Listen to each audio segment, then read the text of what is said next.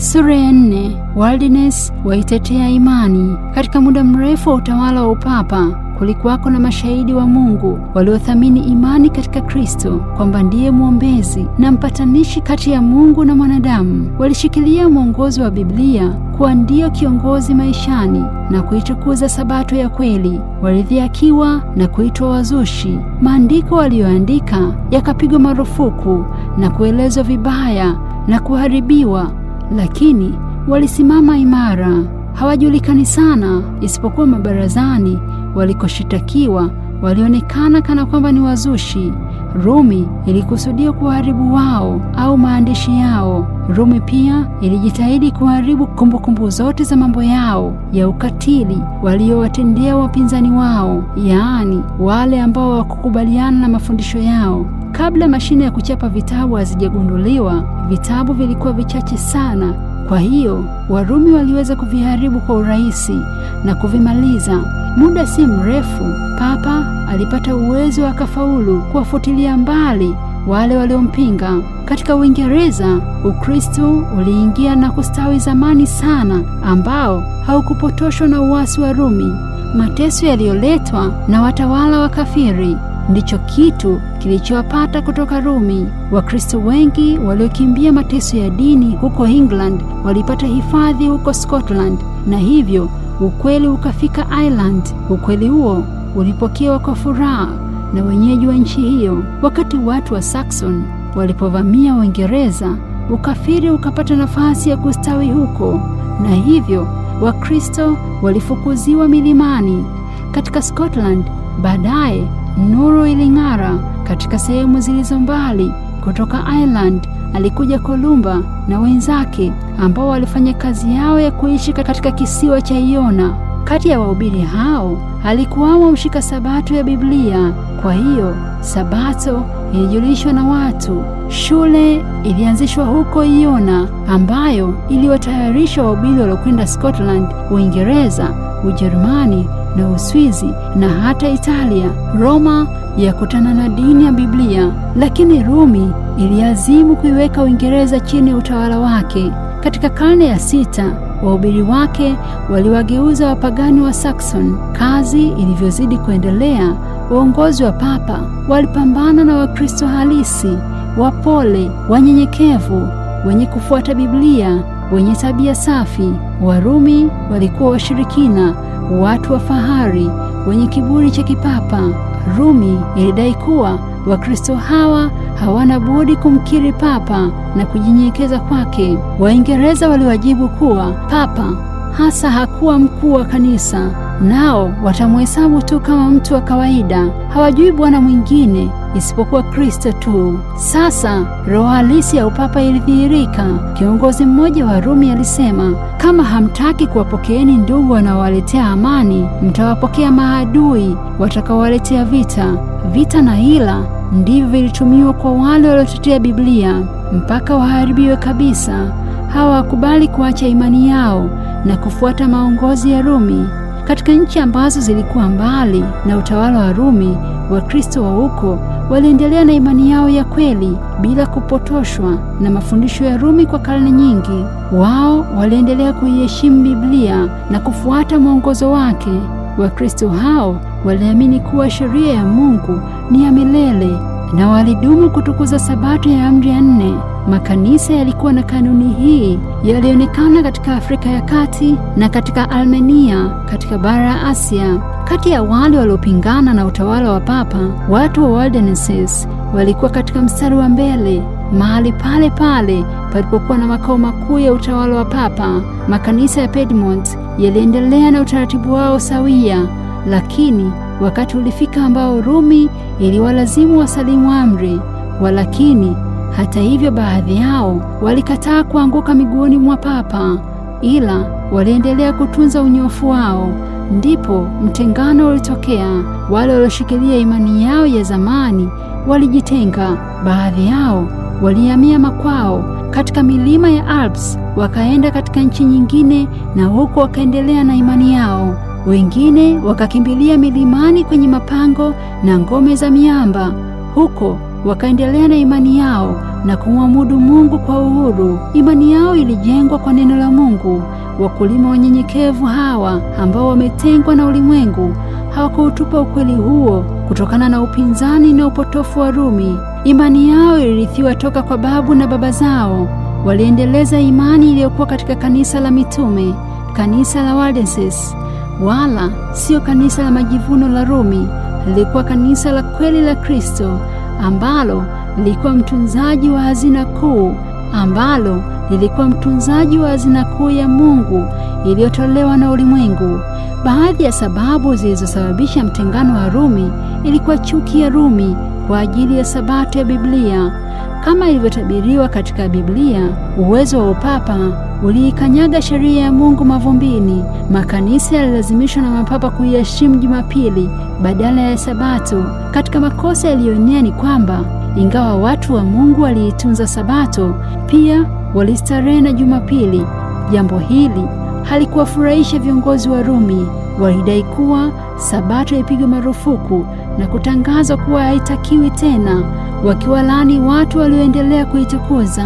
Miaka mamia kabla ya matengenezo ya kanisa kuanza, Waldenses walikuwa na Biblia katika lugha yao. Jambo hili lilisababisha mateso ya wakabili. Walilitaja kanisa la Rumi kuwa ni kanisa hasi, Babeli wa mwisho. Walisimama kiume wakipinga upotofu wa kila hali, ingawa kufanya hivyo kulihatarisha maisha yao. Katika muda mwingi wa uasi, Waldenses walipinga majivuno ya Rumi kwamba ndio wakuu. Wakapinga ibada ya sanamu na kuheshimu watakatifu wa zamani wa wanastahili kuabudiwa. Waliendelea kuitunza Sabato ya kweli. Waldenses hawa walipata makao nyuma ya majabali ya milima na chini ya mapango ya miamba walijificha.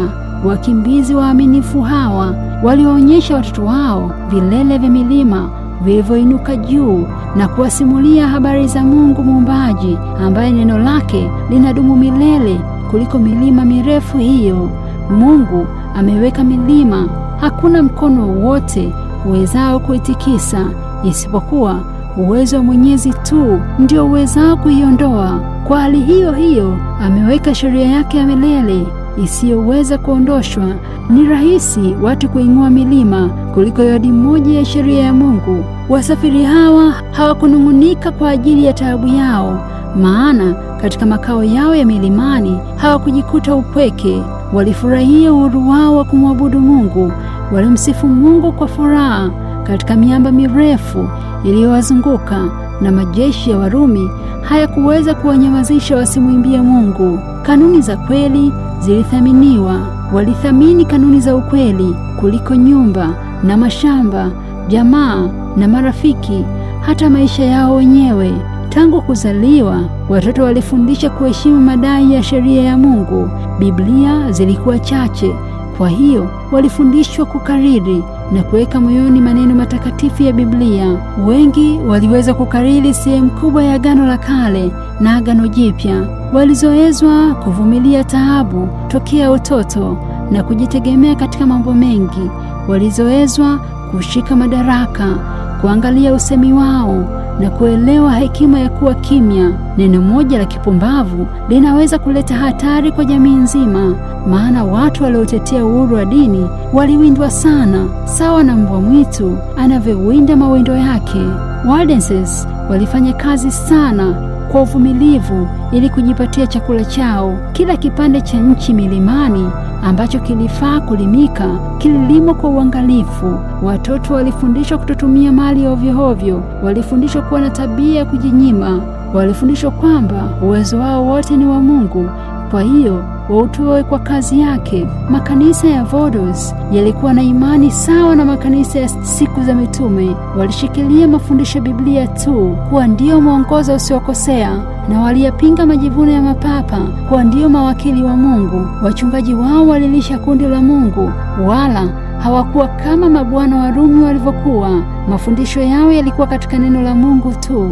Watu walikutanika si katika majengo matukufu au katika makanisa makubwa yaliyopambwa sana, ila walikutana katika mabonde ya milima chini ya miti, na wakati wa hatari katika ngome imara mlimani, ili wapate kusikia neno la Injili kutoka katika watumishi wa Mungu. Walijitahidi kutembelea wagonjwa na kusisitiza mfumo wa upendo wa ndugu. Walifanana na Paulo, mtengenezaji wa mahema. Nao kila mtu alijifunza aina fulani ya ufundi ili aweze kujisaidia kwa njia hiyo. Vijana walipata mafundisho kutoka kwa wachungaji wao. Biblia ndiyo ilikuwa kitabu cha mafunzo. Injili ya Mathayo na Yohana pamoja na nyaraka nyingine vilikaririwa na kuwekwa vichwani. Walijitahidi kuandika maneno matakatifu kwa shida sana, wakati mwingine ndani ya mashimo, wakimulika na tochi au vinga vya moto. Waliandika fungu kwa fungu. Malaika wa mbinguni waliwazunguka watu hao waaminifu.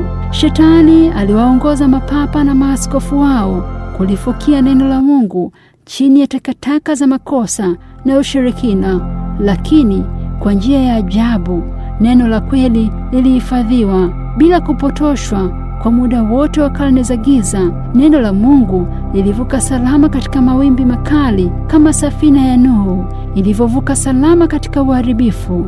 Sawa kama dhahabu na fedha hupatikana kwa kuchimba chini sana, ndiyo neno la kweli la Mungu, ambao ni hazina ya kweli, hufunuliwa kwa watu wanyenyekevu walitafutao kwa bidii. Kwa njia ya maombi, Mungu alikusudia kuwa neno lake, yaani Biblia, kiwe ndicho kitabu cha mafunzo kwa wanadamu ili kimridhishe yeye mwenyewe. Kila ukweli unaojulikana ni ufunuo kamili wa tabia ya mwenyewe. Vijana Waldenses walipomaliza masomo katika shule zao, walitumwa katika shule za Ufaransa na Italia ili kuendelea na mafunzo ya juu zaidi. Vijana waliotumwa namna hiyo walihatarisha maisha yao, maana walikabiliana na majaribu mengi, walikabiliana na madanganyo ya Shetani na mivuto mingi ya ufedhuli, lakini mafundisho waliopata katika utoto wao huko kwao yaliwalinda, wakasimama imara.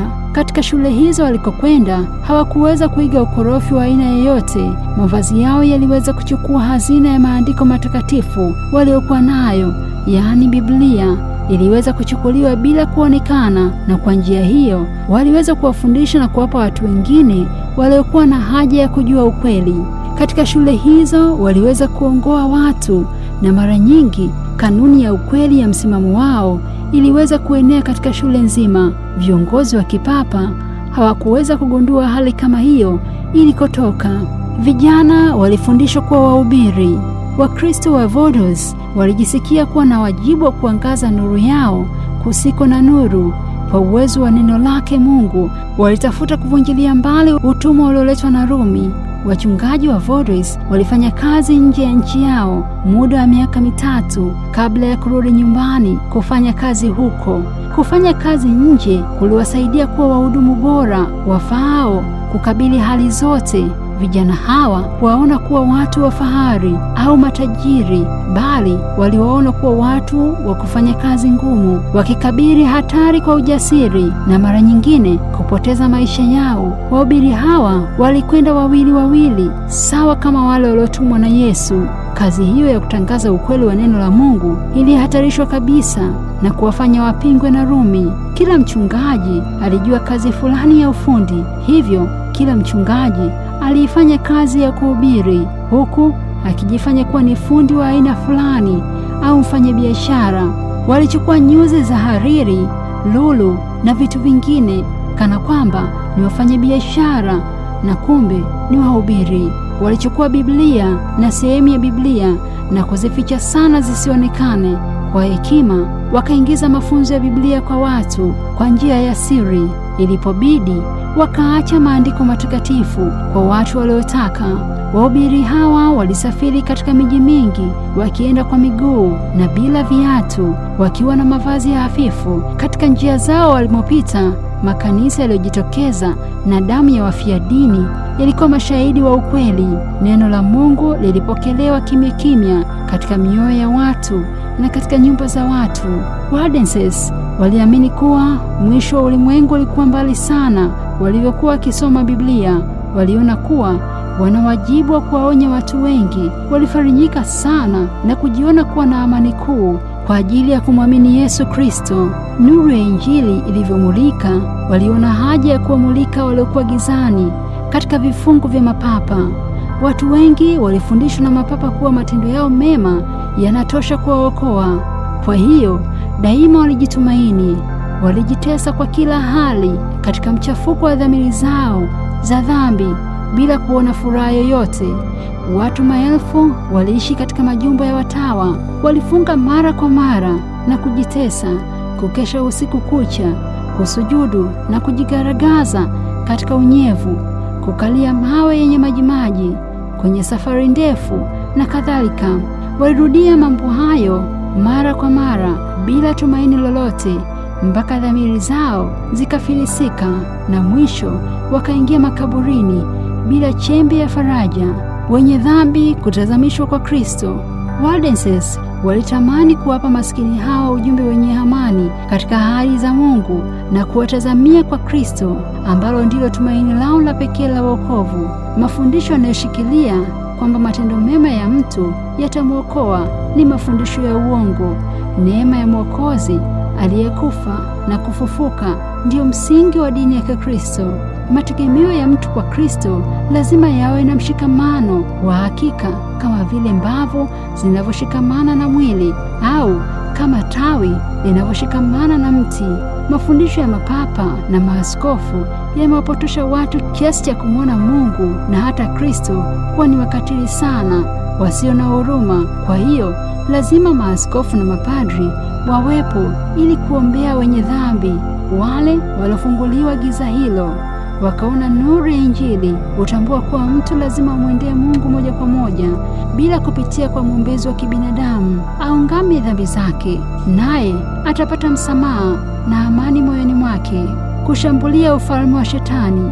Wahubiri wa Waldenses waliendelea kutoa sehemu ya maandiko matakatifu kwa uangalifu. Nuru ya Injili ilipenya kwa watu wengi mpaka jua la haki likang'aa mioyoni mwa watu kwa nguvu ya kuponya.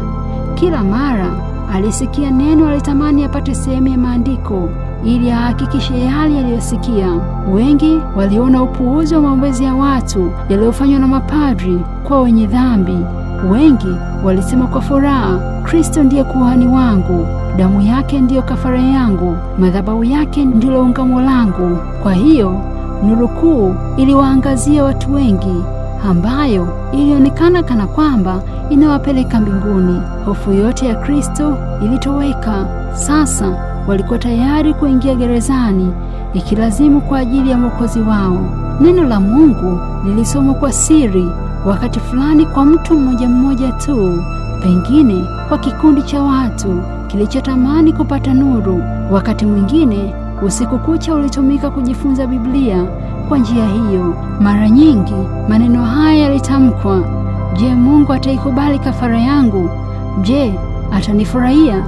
Je, atanisamehe? Majibu kwa maswali hayo yalisomwa: Njoni kwangu ninyi nyote msumbukao na wenye kuemelewa na mizigo, nami nitawapumzisha. Mathayo sura ya 11 mstari wa 28.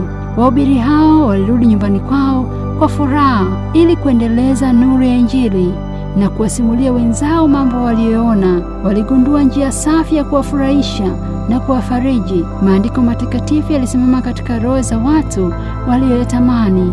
Mjumbe wa kweli alikwenda zake, na mara nyingi hakuulizwa kama atarudi au hatarudi. Watu walikuwa wamejazwa na furaha ya mshangao, hata hawakuwa na nafasi ya kumuuliza maswali. Walijiuliza kwamba huenda akawa ni malaika aliyetoka mbinguni. Wakati mwingine mjumbe wa Injili atakuwa amekwenda katika nchi nyingine, au anateseka gerezani, au amekwisha kufia dini na mifupa yake imetawanyika, lakini maneno anayoyasema kabla ya kuondoka yanaendelea kutenda kazi. Waongozi wa kipapa waliona hatari itokanayo na watumishi hao wa Mungu. Waliona kuwa nuru ya Injili inayomulikwa na watu hao itaweza kuenea na kuondoa giza lililowafunika watu. Nuru hiyo itawaelekeza watu kwa Mungu peke yake na kuharibu majivuno ya Rumi. Watu hawa walioshikilia imani ya kanisa la kwanza walikuwa ushahidi wa kufunua uongo wa Rumi na uasi wake. Kwa hiyo chuki na mateso yalitokea. Kule kung'ang'ania ukweli wa Biblia na kukataa kukubaliana na Rumi kulichemsha chuki na vita. Rumi ya azimu kuwaharibu Waldenses. Sasa ulianzishwa mpango hatari wa kuwasaka watu wa Mungu katika maficho yao ya milimani. Wapelelezi waliwekwa ili kuwachunguza. Basi mara kwa mara na tena walishambuliwa na kuvurugwa. Makao yao na makanisa yao yaliharibiwa. Watu hawa hawakupatikana na uhalifu wa aina yoyote, isipokuwa walishtakiwa eti kuwa ibada yao haikufuata taratibu za Papa, na adhabu ya kosa hilo ilikuwa mateso makali mno ya ukatili usiosemekana. Rumi ilipoazimu kuling'olea mbali dhehebu hilo la Wakristo Waldenses, tangazo lilitolewa na Papa kwa watu hawa wahesabiwe kuwa wazushi na hukumu yao ni kuchinjwa. Hawakushtakiwa kwa kosa la uvivu au uhaini au watangatangaji, bali walishtakiwa kwa kosa la wazushi wenye kupotosha kondoo kutoka katika zizi la kweli. Tangazo hilo lilitaka washiriki wote wa kanisa la Rumi kuhusika na kazi ya kuwaharibu wazushi hao. Kivutio kilichowekwa ni kwamba wote watakaoshiriki kazi hiyo watakuwa huru kwa kila jambo wanalodaiwa. Kama walikuwa na kesi yoyote itafutwa na dhambi zao zote zitasamehewa. Kesi yao yote itafutwa. Mikataba yote iliyofanywa na watu wa Vodos ilifutwa, na watu wote walikatazwa kutoa msaada wa aina yoyote kwao. Watu wakaruhusiwa kuwanyang'anya mali zao bila kizuizi. Tangazo hili lilidhihirisha ghadhabu ya joka, wala sio sauti ya Kristo. Roho ile iliyomsumbua Kristo na kuwaua mitume, roho ya kikatili ya Nero kwa watu wa Mungu, ndiyo hiyo iliyoongoza na kuangamiza watu wapendwa wa Mungu. Ingawa mipango ya kuangamiza ilikuwa ikitekelezwa, lakini watu hawa hawakuacha kutuma wahubiri ili kueneza ukweli wa Biblia. Waliwindwa sana na kuuawa, lakini damu yao ilikuwa ndiyo mali ya kuotesha mbegu ya Injili. Hivyo ndivyo Waldenses walivyomshuhudia Mungu kabla Martin Luther hajatokea. Walipanda mbegu ya matengenezo ya kanisa iliyoanza siku ya Wycliffe, yakakauka wakati wa Luther, na yataendelea mpaka mwisho wa wakati.